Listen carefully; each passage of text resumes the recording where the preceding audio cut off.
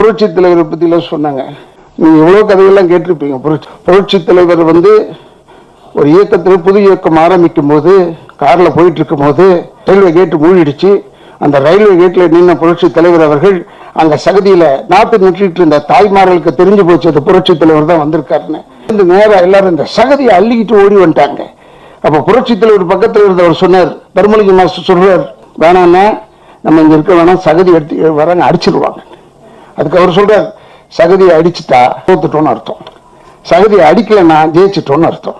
இருக்காரு. எல்லாரும் வந்துட்டாங்க. சகதி எழுதிட்டு காராண்ட வந்தோடனே கண்ணாடி இறக்கணும். கண்ணாடிய அது திறந்து இறங்கிட்டாரு. நான் தான் எம்ஜிஆர், உங்கள் வீட்டு பிள்ளை. என்னமா ராஜா, நீ மண்ணை தொட்டா பொண்ணாவும் ராஜா, இந்த மண்ணை தொட்டு கொடு ராஜா, பொண்ணா விட்டுன்னு கை நீட்டி காமிச்சாங்க. அப்பேற்பட்ட மனிதன் புரட்சி தலைவர் அவர்.